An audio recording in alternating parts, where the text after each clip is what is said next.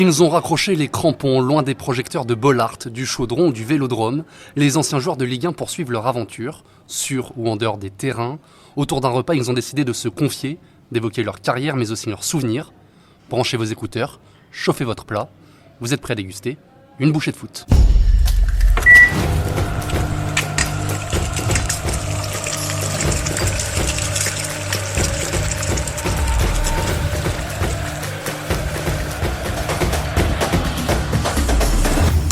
Et aujourd'hui, on est dans l'Est, à Strasbourg, pour rencontrer un enfant du coin.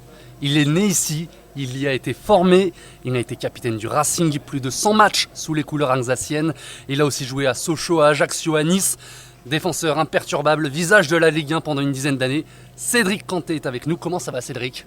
Bonjour à vous, ça va très bien. Et à côté de moi, il est là, l'inamovible, le rock, un peu comme toi, Cédric. Le porte-couteau de l'émission, Jérémy Docteur est avec nous.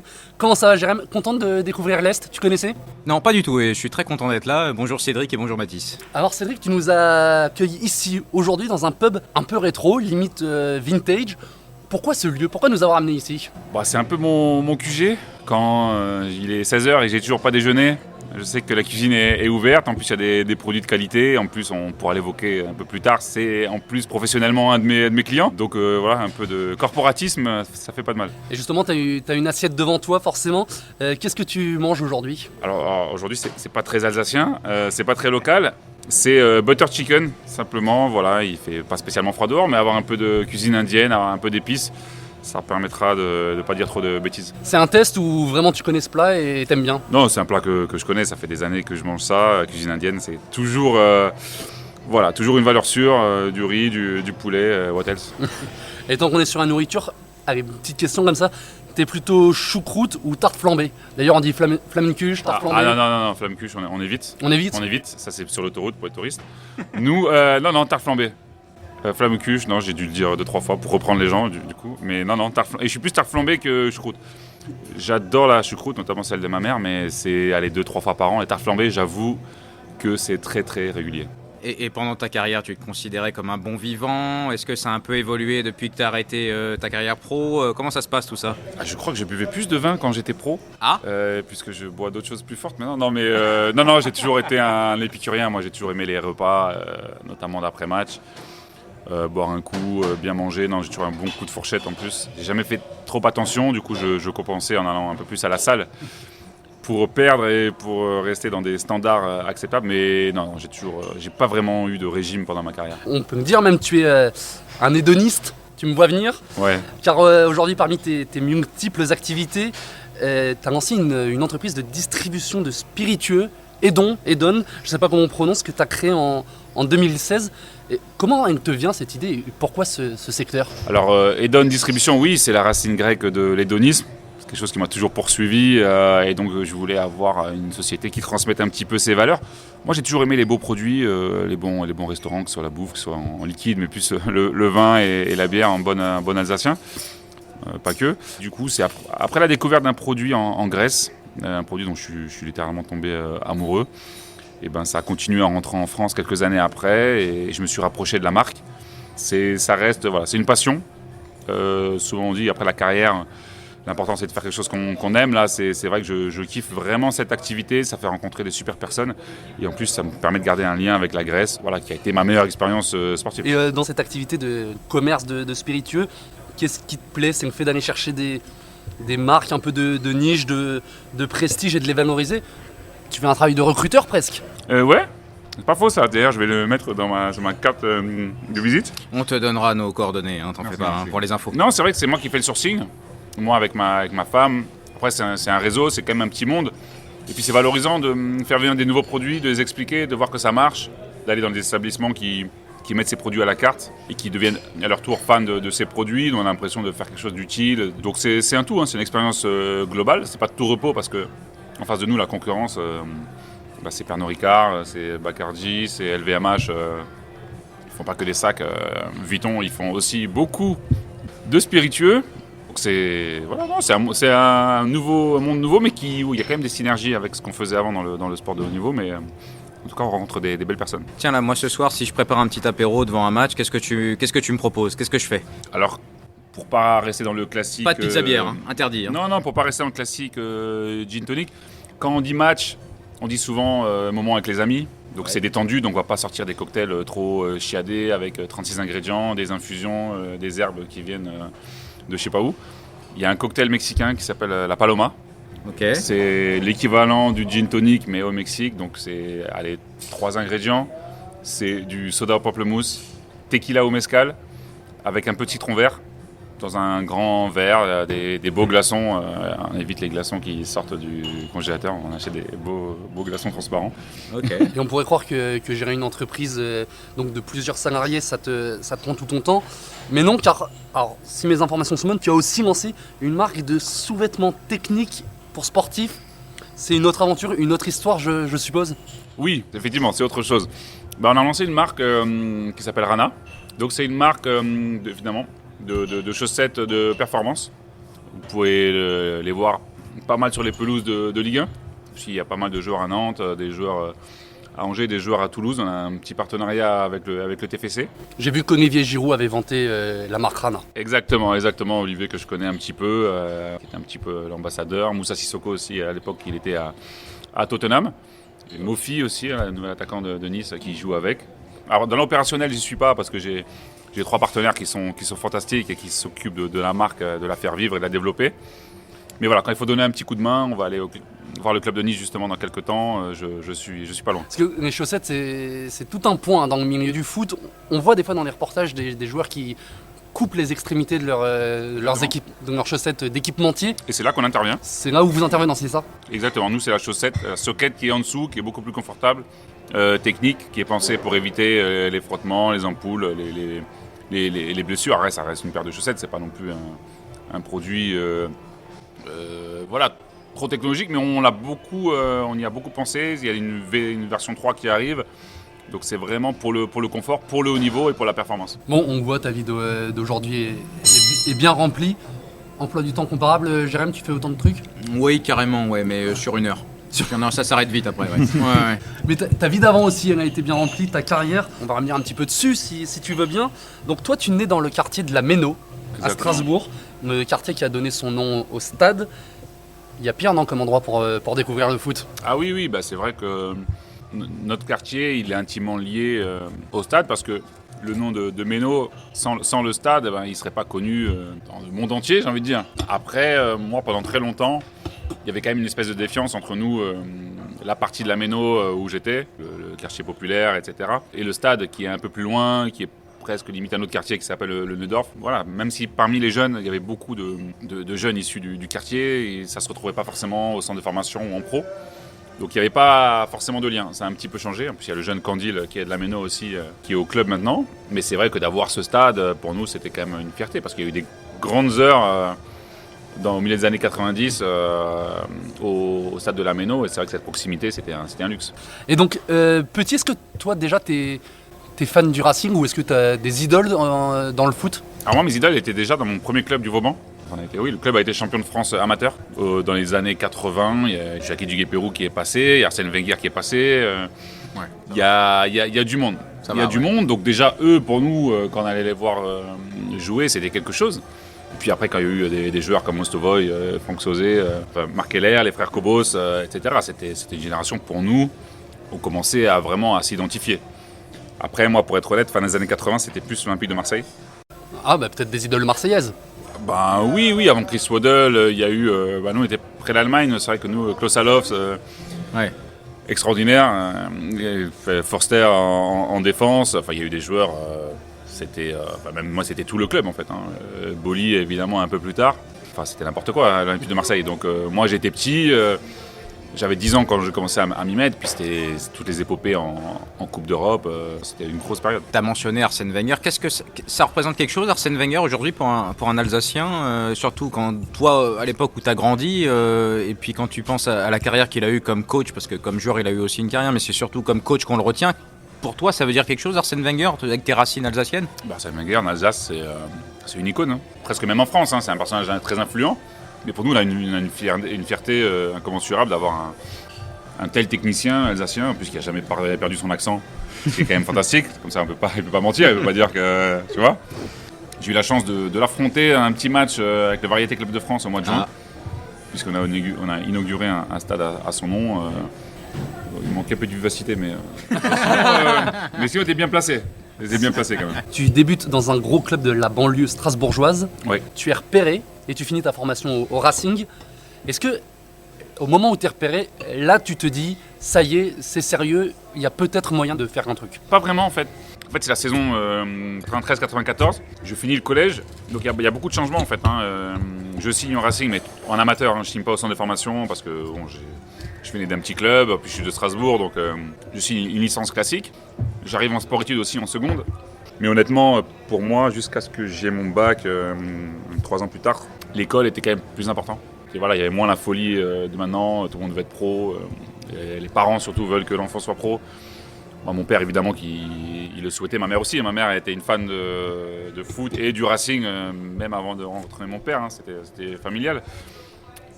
Donc, je ne me mettais pas du tout la pression. Après, c'était compliqué d'arriver, mais c'était juste peut-être le dernier wagon pour effectivement y arriver. 3 ans plus tard, tu es à Strasbourg. Et là, qu'est-ce qui se passe? Tu as récupéré le brassard de capitaine. Qu'est-ce que ça fait la première fois quand on enfile ce bandeau autour du biceps? Honnêtement, ça doit être génial. En fait, c'est suite au limogeage d'Antoine Camboiré. Jackie Duguay-Pérou arrive. Et en fait, moi, je suis en sélection du Mali pendant que Camboiré se fait virer. Parce qu'en début de saison, très très compliqué. Et en fait, j'arrive et donc Duguay-Pérou, que j'avais connu, moi, c'est mon premier coach en arrivant en Racing, en 17 ans. Et il me dit, voilà, j'aimerais que ce soit toi le capitaine, etc. Donc moi, c'était mon premier coach au Racing. C'était un peu compliqué pour moi parce que j'ai signé pro très tard. On ne voulait pas forcément me garder. Bon, bref, il y a eu 2-3 choses. Et donc d'avoir mon premier coach qui m'identifie comme un possible relais pour lui sur le terrain, c'est une vraie fierté. Et puis, né à Strasbourg, formé à Strasbourg, on se retrouve capitaine du club.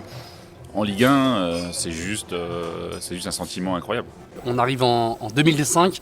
Bon là, rien à signaler, à part peut-être une victoire en Coupe de la Ligue, mais nous y reviendrons plus tard. En tout cas, ce trophée envoie le Racing en Coupe UEFA, ancêtre de l'Europa League pour les plus jeunes. Comment tu vis ça? Au-delà de l'aspect sportif, je suppose que c'est tout un quotidien qui change. Honnêtement, pas trop. Parce qu'on avait intégré pas mal de jeunes, Ricardo Fati, Belaïd, dans le groupe. Ça vivait plutôt bien, il y avait une bonne ambiance. Après, forcément, en termes d'expérience, on n'en avait aucune. Pour nous, c'était inespéré, quoi. Je dirais, 1 an avant, on jouait le maintien, Antoine Camboiré part. 1 an après, on a gagné un titre et puis on joue la Coupe d'Europe. Bon, malheureusement, dans le début d'année, on perd Mamadou Niang qui signe à Marseille. Et puis 6 mois après, à la trêve, il y a Michael Pagis qui part lui aussi à Marseille. C'était un message clair. Le championnat avait très mal commencé. On savait que ça allait être chaud jusqu'au bout. Donc, la Coupe d'Europe, c'était une bouffée d'oxygène. On a un peu voyagé, on a fait des super matchs. C'est une expérience enrichissante, même si ça nous a peut-être desservi sur le championnat, puisqu'on est descendu en Ligue 2 la fin de saison 2005-2006. Et toi, tu pars à Nice. Si je suis un peu mauvais, je dis que tu abandonnes le navire quand il coule. Ouais, on peut dire ça. On peut dire ça, mais bon, une carrière, c'est un peu d'égoïsme. Puis, c'est plusieurs fois que le club avait voulu m'enlever du bateau pendant la croisière, donc à un moment donné, il faut pas non plus se foutre de la gueule du monde. Non, mais on en plaisante, mais moi j'avais 26 ans, j'allais sur mes 27, j'avais réalisé une bonne saison paradoxalement, presque meilleure que l'année où on gagne la Coupe de la Ligue. J'avais absolument autre chose à faire que d'aller jouer en Ligue 2, je suis désolé, mais je ne me vois pas du tout rester à Strasbourg, donc j'ai fait un petit forcing quand même pour que les dirigeants acceptent la proposition niçoise et me voilà parti 800 km au sud pour de nouvelles aventures. Et un club où tu vas être centenaire, parce que tu joues une sacrée palanquée de matchs, comme on dit. Vous avez une sacrée équipe, notamment quand tu arrives, Lilian Lasland, David Bellion, Ederson, Florent Balmont, Bakary Koné, et il y en a beaucoup d'autres. Qu'est-ce que tu peux nous dire de cette équipe et vous finissez quand même 16e cette année où tu arrives. Comment tu l'expliques? Parce qu'il y a quand même une sacrée armada, quoi. Alors, il faut savoir que j'arrive, il y a des mauvais résultats qui s'enchaînent très vite. C'est très compliqué, on en prend 5 contre Lyon. Première journée, la deuxième, je sais plus moi. Il y avait un petit Karim Benzema. Il n'a pas fait carrière après, mais contre nous, il a tout donné. Oui, il nous a un peu. On voit l'idée. Ouais, on voit l'idée. ouais. Bon, après, il y avait quelques nouvelles recrues. Ils avaient perdu Sami Traoré, moi je le remplace. Et puis, on a Lilian Asland et Lionel Etizi qui arrive à la trêve. et qui nous font un bien fou en termes d'expérience, en termes de relâchement, en termes de qualité aussi. Donc au final, c'est un petit miracle ce maintien. Le sommeil niçois a dû te plaire parce qu'après plusieurs saisons sur la Côte d'Azur, tu pars pour la Grèce. Normalement, les gens vont là-bas pour des petites vacances tranquilles. Toi, pas du tout. Tu vas pour une des plus chaudes ambiances d'Europe. Tu signes au Panathinaikos. Comment ça se fait ce transfert? Pourquoi tu y vas? Pourquoi la Grèce? Au mois de janvier de la même année, ils avaient déjà essayé de... Enfin, ils m'avaient déjà contacté. Ils me contactent à 6 mois de la fin de mon contrat. On a une demi-finale de Coupe de la Ligue encore à jouer avec Nice, etc. Et du coup, le coach me dit, franchement, c'est pas possible, tu pourras pas partir. T'es en fin de contrat, il n'y a pas de problème. Si t'es bon, tu seras sur le terrain. Il m'avait déjà dit ça en début de saison, ça c'était plutôt intéressant parce que quand vous êtes en fin de contrat, en ce moment, on voit beaucoup de clubs où les joueurs sont mis à la cave parce qu'ils ne veulent pas prolonger. Bon, c'était pas non plus un enjeu stratégique historique pour le club, mais quand même, d'avoir le discours, de dire écoute, t'es en fin de contrat, tu veux aller ailleurs, il n'y a pas de souci, mais si t'es bon, tu joues, voilà. Donc il m'avait contacté 6 mois auparavant, ils reviennent à la charge quand je suis en vacances. Et puis ça se fait quand même assez naturellement, quoi. Un pays où j'étais jamais allé, donc voilà. Tu l'as un petit peu rapidement mentionné, tu as eu des expériences à la CAN avec ta sélection, le Mali.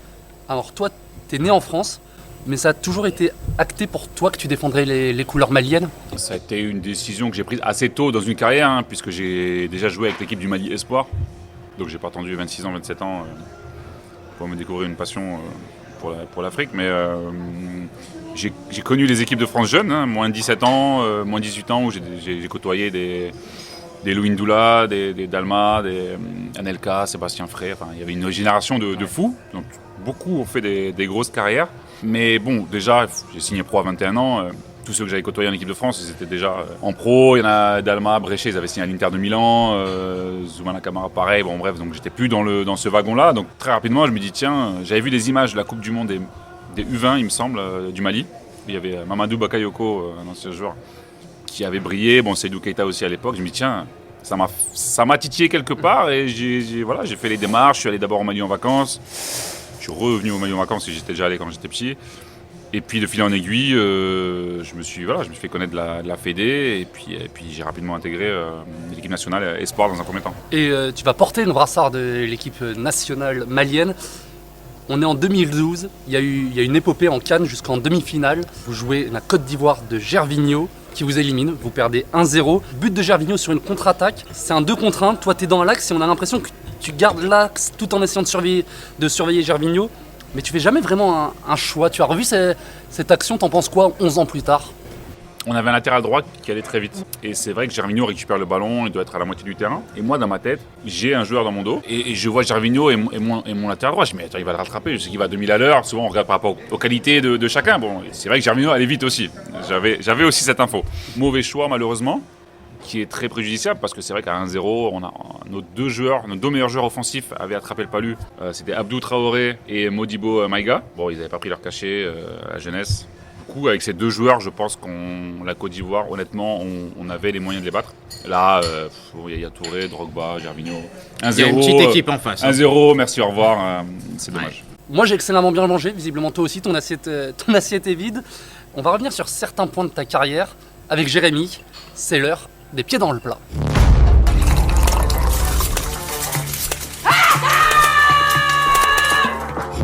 Bon, Cédric, je t'épargne les vannes sur le vieux vin qui vieillit bien, tout ça, parce que bon, c'est pas toujours vrai, puis on n'a pas la journée. T'as peut-être mieux à faire que de nous écouter. Gaël Danic a parlé d'un entraîneur que tu as déjà mentionné dans cette émission, c'est Antoine Comboiré. Il en a parlé en des termes très élogieux. Toi aussi, tu as une relation un petit peu spéciale avec lui. Est-ce que tu peux nous parler un petit peu d'Antoine Comboiré? Alors Antoine Comboiré, il arrive à Strasbourg. Je ne suis pas là à la reprise parce que j'étais prêté la saison d'avant. Je suis en sélection, encore une fois, l'été. J'ai pas des grandes vacances. En plus, c'est l'été où je dois me marier entre 2 matchs de sélection. Non, mais c'est un bordel incroyable. Et je retourne à Strasbourg. Je rentre d'un déplacement aux Seychelles, c'était pas mon voyage de noces, c'était un éliminatoire de Coupe d'Afrique. On se qualifie en plus là-bas. Et moi je rentre complètement défoncé après la saison, les 3 matchs éliminatoires, je sais pas moi, un lundi soir. Et le mardi matin, l'intendant m'appelle et me dit « On est en stage en Allemagne, le nouveau coach Comboiré voudrait que tu nous rejoignes dès aujourd'hui. » Je dis « Mais tu sais que je suis rentré de sélection et en plus leur stage finissait le mercredi. » L'un dans l'autre. on se voit mercredi, tout le monde est content, il n'y a pas de problème. Et donc, bref, je les ai rejoints, ça pour dire que Camboré ne me connaissait pas, mais il voulait me voir le plus vite possible et se faire une opinion. Ça faisait 2 années que j'étais prêté, donc en gros au club, plus personne comptait sur moi. Hein. J'étais en fin de contrat, on m'avait pas du tout prolongé, donc j'étais là un peu par la force des choses. Sur les premiers contacts, c'est plutôt une embrouille. C'est plutôt une embrouille parce que moi j'arrive, bon l'intendant, tout ça, moi je les connais tous, c'est vraiment... je m'entendais super bien par contre, hein, Strasbourg c'est chez moi. Il y a un numéro qui est vacant, le numéro 5, donc je vais voir l'intendant, vas-y, tu sais quoi, mets-moi le numéro 5. Je suis défenseur central, vous le savez pas, mais il y a des clubs où j'ai joué, je vais faire mon trou chez vous, vous le savez pas non plus. Donc il me dit, il n'y a pas de souci, tac tac. 2 jours après, il y a Jean-Christophe Deveau, le futur héros de la Coupe de la Ligue et mon pote en fait, qui était en fin de contrat, qui n'avait pas prolongé. Finalement, je sais pas, début juillet, mi-juillet, il revient, il re-signe, mais il exige d'avoir le numéro 5. Mais non, c'est pas possible. Donc coach, il vient me voir, il dit ouais, par contre, tu sais, il y a Jeannot qui revient, il veut reprendre le numéro 5, et donc moi, non, en fait. Donc j'ai pas lâché, donc il n'a pas pris le numéro 5. C'est première chose, donc c'était plutôt une embrouille, c'était un petit peu chaud, mais bon, pour un numéro, on est entre personnes intelligentes. Donc voilà, c'était un petit peu ça les débuts, donc pas fou. Et en fait, sur un match amical contre le RC Lens, j'ai fait une mi-temps vraiment de fou. Et là, en 45 minutes, le regard du coach il change. Des coéquipiers, du staff médical, de tout en fait. Hein. Parfois c'est ça, hein, il faut pas grand-chose. Et pour dire, ah ok, là j'ai une alternative, c'est un jeune. En plus quand même, avoir un entraîneur black, il n'y avait pas un truc. Donc il y avait aussi cette espèce de relation où il était très proche de nous, un peu comme un grand frère. Et donc là, il a vu qu'il pouvait compter sur moi. Et donc je savais aussi après ce match-là que c'était bon, que j'aurais ma chance cette saison, quoi. Donc moi, Camboré, c'est le coach qui m'a fait démarrer en Ligue 1. C'est quelqu'un que j'ai vu encore il n'y a pas longtemps. Donc c'est une super personne. Tu m'as dit numéro 5 car tu as fait ta carrière en défense centrale, mais tu as quand même une trentaine de matchs en tant que latéral gauche. Qu'est-ce qui t'a valu ce décalage sur le côté? Et c'était quoi l'idée, les consignes? Qu'est-ce qu'on te disait avant pour un poste que tu n'as pas trop l'habitude d'expérimenter? Au centre de formation, même plus jeune, comme j'étais gaucher, on met plus facilement un stopper gaucher, latéral gauche pour dépanner que l'inverse. Donc honnêtement, c'est un poste que je maîtrisais plus ou moins. Alors j'étais plus l'équivalent d'un Thuram quand il joue à droite, c'est-à-dire que sans les buts en demi-finale de Coupe du Monde, hein, plus le côté défensif, on met des brins et ça passe pas sur le côté, que Roberto Carlos, hein, vous avez compris. Mais tactiquement, j'arrivais à me situer, même en équipe nationale. J'ai joué parfois en arrière gauche. Au Panathinaikos, il y a des fois, j'ai joué latéral gauche. Même en Coupe d'Europe, face à l'AS Roma, défense à 5, couloir gauche. Bon, autant te dire que je n'ai pas passé la ligne médiane. Donc voilà, mais non, c'est un poste que j'aimais bien. Et je trouve que dans les sorties de balles, tu peux te faire plaisir. Après, c'est sûr que tu tombes sur un ailier droit qui a décidé de faire des vidéos YouTube. Soit tu le découpes, soit tu souffres, ou soit tu es sur la vidéo. Mais ça, c'est le lot de tous les défenseurs. En parlant de vidéos, là, c'est des vidéos différentes. C'est surtout des vidéos d'ambiance au Panathinaikos qu'on connaît très bien sur l'ambiance dans le stade et les supporters. Donc, tu as joué 3 ans là-bas. Mais quand tu arrives, tu n'es pas seul. Il y a déjà Djibril Cissé. Non, je suis déjà là quand même. T'es déjà là? Ouais, il signe 10 jours après moi. Donc vous arrivez plus ou moins en même temps? Exactement. Après, il va y avoir Sidney Govou, il va y avoir Jean-Alain Boumsong, il va y avoir Damien Plessis. Ça aide d'avoir cette diaspora un peu francophone autour de toi quand tu es dans un contexte étranger et puis surtout avec un club hyper réputé pour son ambiance, le bazar permanent, quoi. Bon, moi j'ai signé, il y avait 0 Français, donc c'est pas un critère. Mais dans les faits, quand on se retrouve dans le vestiaire, en dehors, avec des Français, c'est exceptionnel. Évidemment, on se sent chez nous. Peut-être qu'aussi les gens osent moins dire, si j'étais seul français, en plus moi avec 0 statut, c'est autre chose. Mais non, c'était top de se retrouver avant les entraînements, discuter, c'est quand même notre langue maternelle. Alors peut-être que j'aurais mieux appris le grec si j'avais été que avec des Grecs, parce que je m'entendais plutôt bien avec eux, mais du coup, pour le coup, on a beaucoup parlé français. Ouais. Et là-bas, tu as joué la C1, tu as joué la C3, tu as même marqué contre Copenhague en C1, c'est sympa. De l'extérieur, nous, on aurait beaucoup de raisons évidentes et beaucoup de réponses à apporter. Mais toi, quand tu compares un match de Coupe d'Europe à un match de Ligue 1, voilà, c'est quoi la comparaison pour toi? Comment tu vois cette différence? La différence, c'est un tout, en fait. J'ai l'impression, tu vois, on jouait des équipes comme Copenhague, c'est pas des grosses équipes, mais ils sont prêts, quoi. Ils sont prêts, ils sont déterminés. Nous, la C1, honnêtement, pour le Panathinaikos, on avait des gros joueurs d'expérience. Hein. On avait Katsouranis, Karagonis, Gilberto Silva, champion du monde. On avait que des internationaux partout, mais notre championnat, le rythme était tellement bas. On gagnait des matchs en marchant. Quand des fois, voilà. Non, mais c'était un championnat assez faible. Et c'est vrai qu'en arrivant en Coupe d'Europe, ça allait à 2000 à l'heure. C'était compliqué. Et puis nos bons joueurs étaient un peu en perte de vitesse. C'était pas non plus. Donc on a mieux figuré forcément en C3 qu'en C1 où on n'est pas sorti des poules. Je vais pas dire que c'est un regret parce que c'était trop haut pour nous. Et puis moi, j'étais pas non plus j'avais joué à la Coupe d'Europe avec Strasbourg, mais j'étais pas non plus. J'avais pas 60 matchs de C1. Donc premier match de C1 au Camp Nou, ça fait bizarre. Ça va un poil vite, mais voilà. Et peut-être sur la scène européenne ou peut-être ailleurs, est-ce qu'il y a des adversaires contre lesquels défendre pour toi ça a été un enfer, ou si tu les as recroisés plusieurs fois, ça a toujours été un enfer? Bon, je pourrais dire le Barça, mais bon, en même temps, c'était l'enfer de tout le monde. Non, je peux parler de Benzema, quoi. C'est quelque chose, Benzema? Sur la première fois où je l'affronte, première prise de balle, j'ai compris que c'était pas... Parce que moi, j'étais un joueur de duel. Donc j'ai joué Drogba, j'ai joué Ibra, j'ai joué des mecs incroyables.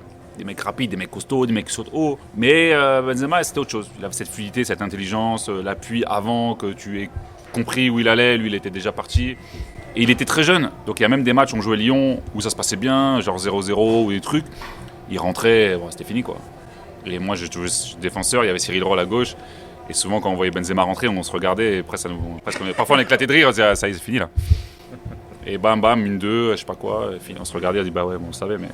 Non, ce joueur est incroyable. Les gens, évidemment, se rendent compte, il a été ballon d'or. Moi, je l'ai affronté, c'était un joueur, une finesse déjà à l'époque, m'a fait la misère. Dans tes équipes, à toi, tu as vu grandir des joueurs comme Kevin Gamero, Hugo Lloris, Mamadou Niang. Beaucoup de joueurs qui ont fait une belle carrière après en Ligue 1. Est-ce qu'il y en a un, peut-être pour son potentiel, ou qui t'a vraiment impressionné, que tu gardes en mémoire comme ça, un mec avec qui tu as joué, qui te dit après qu'il aurait fait une carrière, mais, ou alors vraiment quelqu'un qui t'a marqué sur le moment, quoi. Alors on a eu un jeune joueur qui est parti à Lens rapidement, qui s'appelait Sidi Yaya Keita, avec qui on a gagné la Coupe de la Ligue, qui a joué un peu en équipe nationale, qui a eu des grosses blessures à Lens et qui pour moi avait le potentiel pour être un des meilleurs milieux de terrain français. Après, c'est vrai que tous les mecs qui étaient plutôt bons à Strasbourg, à Nice, ils ont tous fait leur carrière, quoi. Je veux dire, à Nice, il y avait Hugo Lloris, j'en parle même pas. C'était un extraterrestre. Il y a une année, on finit meilleure défense, mais bon, nous, on n'a rien fait. Hein. Nous, c'était trop, même. Les fameux arrêts qu'il fait, réflexes, où bon, tu dis, il y a but, en fait, non, il n'y a pas but. Ça, c'était presque, pas chaque week-end, mais presque. Non, et puis l'esprit, etc. Mais non, mais à Nice, on avait des super joueurs. Rod Fanny, déjà, qui commençait à monter. Après, il y a peut-être un joueur du côté de Sochaux, où après, pareil, il a eu des grosses blessures. C'est Sébastien Corchia, qui est maintenant à Nantes. Ouais. Avec nous, c'était un avion. C'était un avion, physiquement, le mental. Il avait tout. Et à Lille, ça se passe bien. Ici, en Espagne, malheureusement, il a eu des grosses blessures. T'en as parlé un petit peu. T'as eu le privilège d'affronter le Barça. Est-ce que tu peux nous parler de cette double confrontation quand même? Et devant toi, il y a deux petits joueurs, genre Lionel Messi, David Villa, Pedro. Comment ça se passe, un match comme ça? L'horreur? Ah non, moi, c'est mon premier match de C1. J'ai plein de potes qui sont venus de Strasbourg à Barcelone pour voir le match. Tu joues, je pense que cette année, Barça, c'est, je pense, la meilleure équipe de tous les temps. Puis ils gagnent en plus à la fin. C'est la meilleure équipe de tous les temps. Je pense la période, la semaine où ils étaient les plus forts. Donc autant te dire que, parce qu'ils nous mettent 5 à 1, 3 jours après ils mettent 5-0 au Real, comme si c'était un match d'entraînement contre le U19, quoi. Mais il y a rien. Et on débrief après le match, il y avait Seydou Keita, on parle avec Eric Abidal, parce qu'on parle avec Cissé, tout ça, et il nous dit franchement en ce moment, on est injouable. Donc le mec il est là, il te dit ça veut vraiment dire que même lui il est derrière, il voit ce qui se passe, il me dit mais qu'est-ce qu'on fait, on est en train de faire quoi là? Non, mais c'est trop. Mais là c'était pour eux, c'était un bon match d'entraînement, quoi. Pour nous, c'était juste, ok, j'ai joué la meilleure équipe de tous les temps, c'est pas pour nous. Bon, on avance bien, je me suis régalé. C'était bon pour vous aussi? Très très bien. Ça évoquer les souvenirs, c'est toujours intéressant. Et je te propose, pour finir, de passer à la recette préférée des footeux. C'est un petit jeu, et ça s'appelle la recette magique. Champion, mon frère! Et pour cette recette, on accueille le plus fin buteur de l'équipe, Julien et Lyon. Julien est avec nous. Comment ça va, Julien? Ça va, Mathis, ça va, Cédric, comment ça va? Toujours. Je vois que ça bouffe, depuis tout à l'heure. Ouais, on a beaucoup de fourchettes, on se laisse pas battre. On se régale. Julien a choisi un match qui, selon lui, est le plus marquant de ta carrière. Et toi, tu vas devoir trouver les 10 joueurs titulaires à tes côtés ce jour-là. Ok. Je suis pas loin, si t'as besoin, tu m'appelles, tu me dis s'il se tient pas bien. Coup de fil à un ami, un truc comme ça, je vais pas pouvoir t'aider de beaucoup parce que Racing Club de Strasbourg, j'aurais un peu de mal. Ah mais... bon, déjà un indice, ok, d'accord. On va parler de l'inattendu finale de la Coupe de la Ligue, saison 2004-2005, opposant le Stade Malherbe de Caen, qui sera relégué en Ligue 2 à la fin de la saison, on est d'accord? au Strasbourg de Cédric Canté. Pour arriver en finale, vous éliminez Troyes, Lille, Clermont, Saint-Étienne éliminé. T'es capitaine, donc tu présentes ton équipe à un monsieur qui semble n'en avoir rien à faire. On a regardé la vidéo, t'es là, t'es beau gosse, tu lui dis à mes côtés, talala, talala, talala. Je le dis pas parce que c'est le jeu. Strasbourg va donc entamer une finale de la Coupe de la Ligue. Vous poussez d'entrée de jeu et vous ouvrez logiquement le score à la 39e minute. Mais Caen vous surprend dans la foulée et égalise juste avant la mi-temps. Souvenir frais, tout va bien? Ouais. Reynald Lemaître envoie un long ballon à l'entrée de la surface pour Sébastien Mazur qui contrôle, accélère, te met dans le vent et envoie une énorme frappe pleine lucarne. C'est pas faux. Désolé pour toi. De quoi te donner un coup sur la tête? Jamais. Cédric Canté est concentré. En fin de match, vous inscrivez un second but somptueux sur un coup franc supersonique. Strasbourg remporte la 2e coupe de la Ligue de son histoire. Et qui soulève cette magnifique coupe? C'est toi. Et ça, c'est pour l'histoire. Place au jeu, je te rappelle les règles. Sans faute, c'est la crème de la crème. Une erreur, ça compte pour du beurre. 2 erreurs, tu payes l'addition. Ah putain, c'est chaud Et les gars. tu offres ce que tu veux. T'es prêt? T'es en forme? Ce match, tu l'as en tête? Ouais, plutôt quand même. J'ai pas joué non plus des finales chaque mois, mais. Capi Canté, le 11, s'il te plaît. Alors, dans les buts, notre ami Rémi Vercoutre. Oui, monsieur. Défense centrale, un sombre défenseur. Voilà, il pourrait plus jouer maintenant. Cédric Canté. Bien sûr. Jean-Christophe Deveau. Ouais. Dit Ton ami d'ailleurs. Dit le poète à la grosse frappe. Pourquoi? Non, parce on aimait bien tous les deux à mettre des coups. Lui encore plus. Lui, il pouvait se permettre en plus. Il était très costaud. Latéral droit, Guillaume Lacour. Latéral gauche, Arthur Boca. Ouais, carrément. 5 sur 5. Milieu défensif, on devait avoir... il y a Pascal Janssen. Il est titulaire, Voilà. mais il joue pas milieu défensif. On doit avoir Yacine Abdesadki. T'es très chaud. Alors, Tu petite peux nous pause. faire un petit point, Julien? Ouais, je te fais un point parce que pour l'instant, on a fait quand même pas mal de joueurs. Jamais personne n'arrive à ce point sans faute, ok? Ouais, mais, Donc t'es super chaud. Donc Rémi Vercoutre dans les buts, Guillaume Lacour à droite, Cédric Canté, Jean-Christophe Deveau, Arthur Boca, Johansen. On a évidemment Nyang Pagis devant. Bien sûr.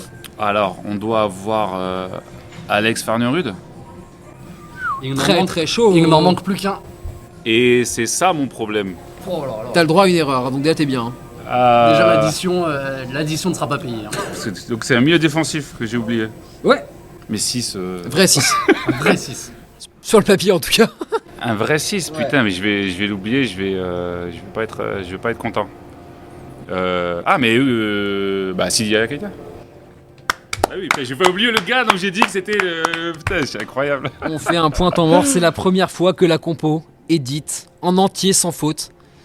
Bravo Cédric Canté. Bah, merci, Magnifique. merci. Du coup, est-ce que tu peux nous parler un peu de ce match? Bah oui, enfin, c'est un cheminement long hein, quand vous arrivez en finale de coupe, c'est-à-dire qu'il y a eu un parcours avant, il y a eu des premiers tours un peu compliqués, on élimine Lille au bout de la nuit, je crois un 20 décembre, et on finit au penalty, il est 1h du matin, il fait moins 12. Je marque mon penalty, j'ai été capitaine, j'ai pas le choix de tirer, hein, c'était toujours comme ça, mais genre le match horrible, on a pensé aux Lillois qui rentraient après en bus, on a presque envie de dire, Dormez à la on maison. vous donne la victoire parce que ça fait trop de la peine. Saint-Étienne, une petite période où je joue pas, où je joue un peu moins, du coup je joue pas le match contre Saint-Étienne. Mais voilà, on s'accroche. Finale, elle arrive, préparation région parisienne, Stade de France, entraînement la veille. J'ai joué dans d'autres grands stades, d'autres finales, etc. C'était un peu plus facile. Là, on est pris par l'événement, quoi. Ça te fait quoi de monter dans les tribunes du Stade de France avec un brassard de capitaine et de soulever une coupe, tu vois? Je pense que c'est le meilleur moment, un des meilleurs moments de ma carrière, quoi. Parce que ce cheminement-là, bah, ça y est, tout est passé. On l'a fait. On a déjà fait la fête avec nos 30-35 000 Alsaciens en tribune. Et puis là, c'est le Graal parce qu'on sait que c'est pour la postérité, en fait. Non, c'est un moment fantastique. Représenter l'Alsace, représenter le Racing quand on est formé au club, gagner un titre en étant capitaine, il n'y a rien de mieux, quoi. Est-ce que c'était mieux qu'un trophée gagné en Grèce, tu vois, ton championnat et ta coupe? Alors c'est mieux qu'une Coupe de Grèce, j'adore la Coupe de Grèce, hein, mais après un championnat, c'est autre chose. Voilà, il y a trop de journées, il y avait trop de concurrence, j'ai vraiment galéré pour me faire une place, j'ai refusé d'aller à la CAN 2010 parce que je venais de gagner ma place, il y a eu un changement de coach, Donc c'était la moins mauvaise des décisions, elle n'était pas bonne mais c'était la moins mauvaise. Et du coup derrière, bon, je fais tous les matchs. Du coup être champion de Grèce dans un club historique, quand tu vois l'engouement, enfin voilà, moi j'étais en Grèce la semaine dernière, les gens t'en parlent encore. Ça fait partie de l'histoire. Donc à Strasbourg aussi quelque part, mais une coupe voilà, un championnat c'est encore un niveau dessus. Et j'ai une dernière question, qui est-ce que tu aimerais voir à ta place dans une bouchée de foot? Ah, j'aimerais bien voir Cyril Roll, mais je ne sais pas si ça peut le faire. Voilà, ou Jean-Alain Boumsong, il est marrant, il parle beaucoup par contre, attention. En tout cas, l'invitation est lancée. Merci beaucoup Cédric, c'était un plaisir pour nous, j'espère que ça a été pour toi aussi. Ouais, plaisir partagé. Merci beaucoup d'avoir écouté cet épisode d'une bouchée de foot et on se retrouve très vite pour un nouveau repas.